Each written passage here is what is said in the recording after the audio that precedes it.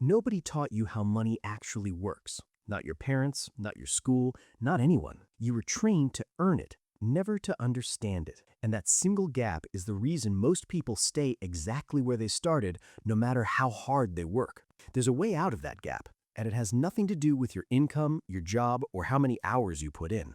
We'll get there, but first, you need to hear something uncomfortable. Think about the last time you worked really hard, long hours, real effort, genuine sacrifice, and at the end of the month, you still felt behind, not because you failed, but because something deeper wasn't aligned. Here's the truth most people spend their entire lives avoiding. You cannot outwork a broken belief system.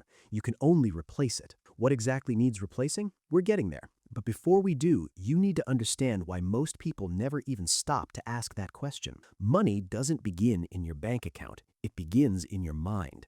Every financial result you've ever had, the wins, the close calls, the painful losses, they all started as a thought, a belief, an invisible signal your brain sent before you ever made a single move. Your bank account is just your beliefs made visible. This is the most important idea in this entire video. Once you understand it fully, everything else snaps into place. Part 1. Where money actually begins. Most people believe their income is capped by their situation, their city, their job, their connections, their family background. But the real ceiling isn't out there somewhere. It's inside you. It's your self-image, your internal, mostly unconscious picture of what you're allowed to have. Here's a simple test. If someone gave you $1 million tomorrow, would you keep it in 5 years? Research on lottery winners consistently shows that within 5 years, most return to their previous financial level. Not because they were unlucky, because their mindset never changed. The money grew beyond what their self-image could hold, and their behavior quietly, automatically corrected the imbalance. And here's what's unsettling. Most people are doing the same thing with smaller amounts every single day. We'll come back to exactly how that happens and what breaks the pattern. Your brain was programmed by your parents, your culture, your earliest experiences with money. Every phrase you grew up hearing became code running in your subconscious. Money doesn't grow on trees. Rich people are greedy. Don't ask for too much. Be grateful. Each of those sentences became a rule your brain began enforcing without your permission. Every time you settled for less, avoided a negotiation, or turned down an opportunity that felt too big, you weren't being weak. You were just following old code.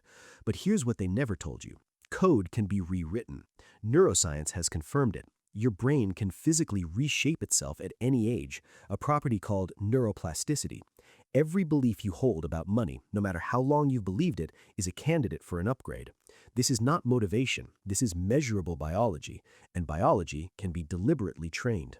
Part 2. The hidden programming running your finances. There's one mental pattern that separates people who quietly build wealth from people who loudly talk about wanting it. It's not hustle. It's not strategy. Most people guess wrong. We're coming to it. Now, think about your relationship with money, not as a concept, as a felt experience. When a bill arrives unexpectedly, what moves through your body? When someone in your circle announces a big financial win, what's your very first thought? When you imagine asking for what you're actually worth, at work, in a negotiation, in your business, what pulls you back? Fear is a financial tax. Most people pay it every day without knowing. If you've ever felt like you're doing everything right and still sliding backward, the problem is not your effort level. It's your emotional programming around money itself. Here's the mechanism. Your brain has one primary job: keep you safe, not wealthy, safe. And to your brain, anything unfamiliar registers as a potential threat. A new opportunity? Threat. A bold ask? Threat. A decision with uncertain outcomes? Threat. And so your brain, quietly, efficiently, kills the very moments your wealth was supposed to be built. So every real financial opportunity that appeared in your life, your brain may have been working against you in real time. Here's how to change that response permanently. The wealthy don't fear less fear. They've trained their nervous systems to interpret it differently. To them, discomfort is a signal that growth is close. For most people, discomfort is a stop sign.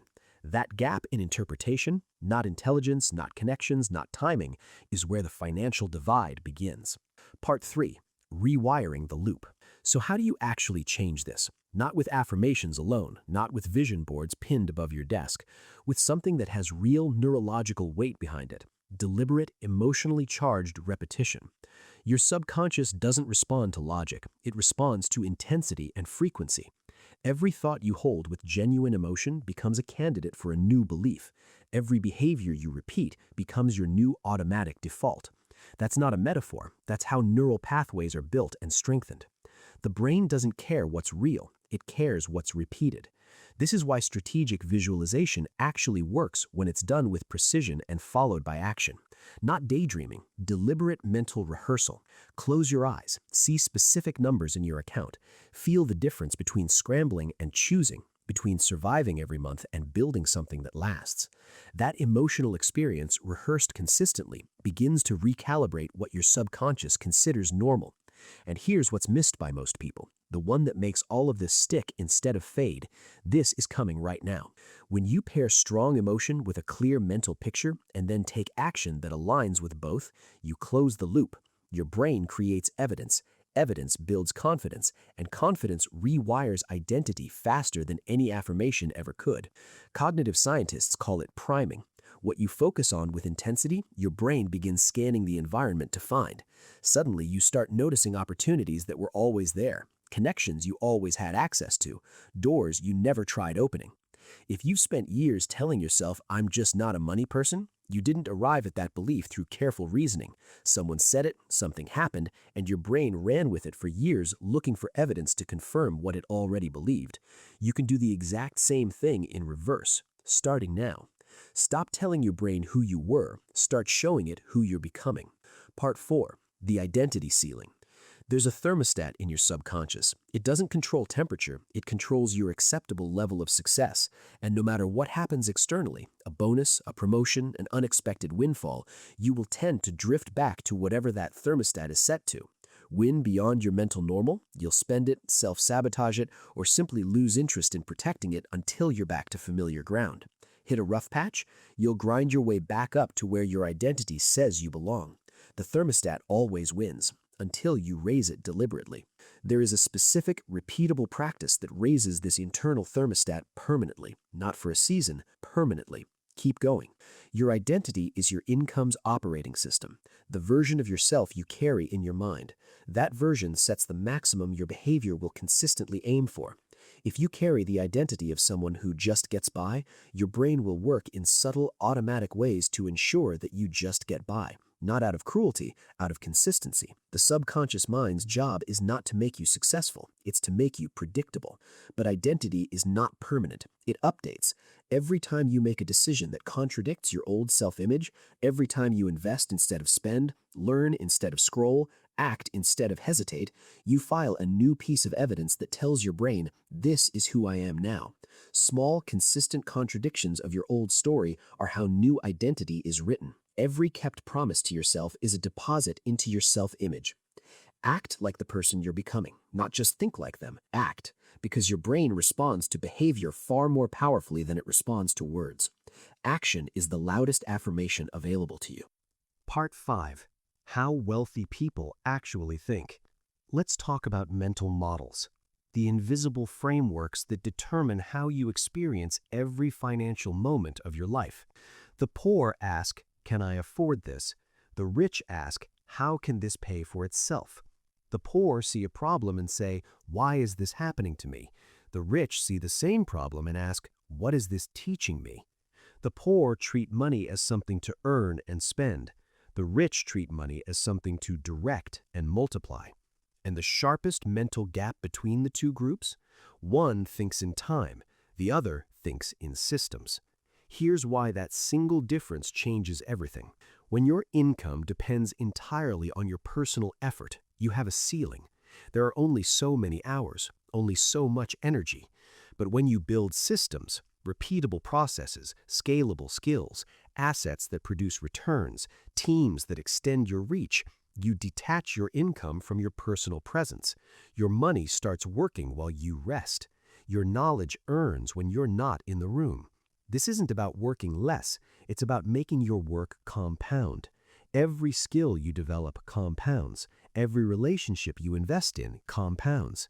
Every system you build compounds. The wealthy don't think in weeks, they think in decades, but they act in hours. Each day, they take one step aligned with a 10-year vision. That's what creates the thing that looks from the outside like overnight success. Part 6. Your emotions are your financial strategy. Here's something almost every financial guide ignores completely.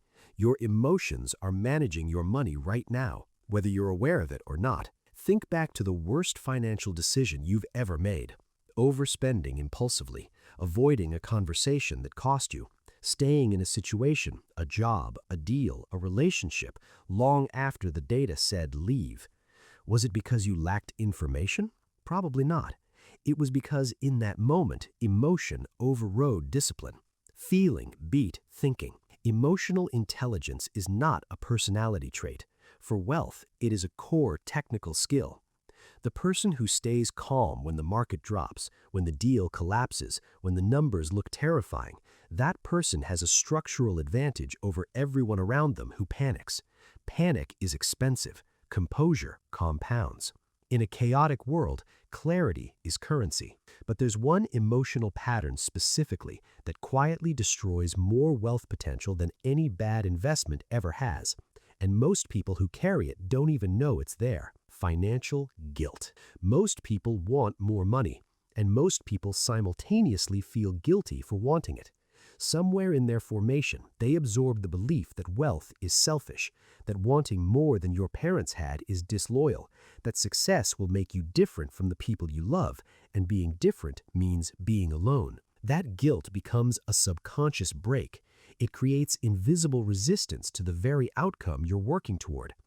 You'll find yourself slowing down just before a breakthrough, talking yourself out of bold decisions at the last second, quietly self-sabotaging deals that felt almost too good to be true. Here's what's true. Money is not moral or immoral. It's neutral energy. It amplifies who you already are. Generous people become more generous. Creative people build more. Disciplined people grow faster. The problem isn't money. The problem is the story layered on top of it. Release the guilt. The world doesn't need more people apologizing for wanting to build something better. It needs more people with strong values and the resources to back them up. Part 8. Habits are the real wealth engine. Motivation fades. Habits stay. High earners don't run on inspiration. They run on systems. Their daily habits are not random. They're carefully constructed rituals that move them toward wealth automatically, without depending on mood, energy levels, or whether the day feels right. They wake early, not as a lifestyle trend, but because those quiet morning hours belong entirely to them before the world begins making demands. They plan their weeks before they start, which means they execute strategy instead of react to chaos. They track their money not out of anxiety, but out of respect. They protect their focus the way others protect their bank account, because attention is the resource everything else depends on. And there's one practice specifically that nearly every consistently high earner builds into their routine, one that looks boring from the outside, but creates an almost unfair compounding advantage over time. Daily reflection, 5 minutes at the close of each day. What moved forward today? What didn't? What decision have I been postponing that I need to make tomorrow? That simple ritual builds the self-awareness that separates people who grow from people who simply repeat. You don't rise to the level of your goals, you fall to the level of your habits, which means every goal you hold is only as real as the daily behavior that supports it. No habit, no goal. Build the habits, let them carry the weight. Part 9. The discipline that compounds. Everyone wants passive income, but the most powerful compounding force in your life isn't a stock portfolio or a rental property, it's discipline. Because discipline doesn't just build wealth, it builds the character required to hold wealth, to sustain it, to pass it on. The secret about building wealth that no one advertises, the boring parts are the most important parts. The consistent small actions, the kept commitments, the days you showed up when nothing felt right and you did the work anyway. Those are the moments your brain gets rewired for long-term success. Motivation is a spark. Discipline is the engine. Without the engine, the spark dies in seconds. And here's the contradiction every serious builder eventually faces. The very thing that creates wealth has the power to destroy it if you're not paying attention. We'll get to that shortly. The most powerful guiding principle you can live by is deceptively simple. I do what I say I'll do, not when it's convenient, not when I feel motivated. Every time. Every time you honor a commitment you made to yourself, no matter how small, you earn genuine self-respect. And self-respect, real self-respect that you've actually earned through action, becomes the foundation everything else rests on. Self-respect is the interest rate on every kept promise. Part 10. The Creator's Edge. There's a distinction that separates people who build wealth from people who consume it. The creator versus the consumer mindset. Most people are wired primarily to consume content, opinions, validation, quick dopamine. They scroll more than they study. They watch more than they build. And while there's nothing wrong with rest or entertainment, if the majority of your waking time is spent receiving value without producing it, your income will mirror that ratio. Creators ask different questions. Not what should I watch, but what should I build? Not what do I need, but what does the world around me need that I'm positioned to provide? Creators take full responsibility for the results they want. They don't wait for the perfect moment, the right introduction, or someone else's permission. And the beautiful paradox, the more genuinely useful value you create for others, the less you ever have to chase money. Here's the mechanism behind that. Money follows value in every market, in every economy, in every period of history. The person who solves a real problem, removes a real pain, or delivers a real outcome to real people, that person will always find ways to earn because they're not chasing money. They're generating the condition that money follows. So the question worth sitting with today, are you building something the world can use, or are you waiting for someone else to hand you the life you've been picturing? Part 11. Failure is data, not a verdict. Let's talk about failure, because you will face it. Not might, will. The only question is what you do when it arrives.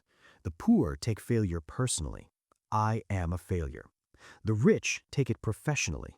That didn't work. Now I have information I didn't have before. One response locks you in place. The other moves you forward immediately. Every entrepreneur, investor, and builder you genuinely admire has a failure record longer than most people's entire attempt list. The difference isn't that they didn't fall, it's that they refused to stop at the fall. They treated each failure as tuition, expensive sometimes, painful often, but always educational. And here's the counterintuitive thing about failure that almost no school ever explains. The relationship between failure and real confidence is the opposite of what most people assume. Every time you survive a setback and continue anyway, your brain registers a critical lesson. Risk didn't finish me. Growth is survivable. Over time, that repeated lesson becomes the bedrock of genuine confidence, not the loud, performed kind, but the quiet, steady kind that holds when everything around you is shaking. That's the kind of confidence money can't buy and nothing external can shake loose. Failure isn't the opposite of success. It's the material success is made from. Part 12. The final shift from knowing to becoming. You've taken in a lot today, and here's where most people quietly lose the game. They hear the insight, feel the shift in their chest, and then go back to exactly who they were before hitting play. Because information doesn't transform you, integration does. The gap between knowing and becoming is where every good idea goes to die. Ideas that never moved from head to hands, intentions that never became decisions, plans that waited for perfect conditions that never arrived. Closing that gap doesn't require dramatic transformation. It requires one decision that contradicts your old story.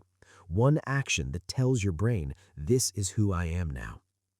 And this is the open loop we've been building toward from the very beginning, the single shift that makes all of this real instead of temporary. Your thoughts shape your emotions drive your actions produce your results reinforce your beliefs. That is the loop. Most people inherit theirs by accident. The wealthy design theirs with intention. So design yours, starting today. Not with a complete overhaul, with one small aligned move. Read something that expands your standard. Track your spending for the first time. Make the call you've been rescheduling for 3 weeks. Begin the thing you've been waiting to feel ready for. Because wealth doesn't begin in your wallet. It never did. It begins exactly where you are right now, in the story you decide to tell yourself from this moment forward. Remember how we started? Nobody taught you how money actually works. That part is still true. But right now, in this moment, that changes. You've seen the blueprint. The real question was never whether you could afford a better life. The question was always whether your mind was ready to build one. If something in this landed differently than you expected, if even one idea cracked something open, then you already know what kind of person you're becoming. The kind who takes their thinking seriously. The kind who treats growth as a non-negotiable. That's not everyone, but it might be you. People like that don't just collect videos, they build something with what they find. If that's who you are, hit like and subscribe to The Book Blueprint.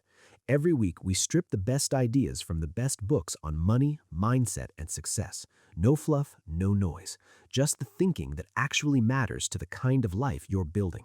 Subscribe, and let's keep building it together.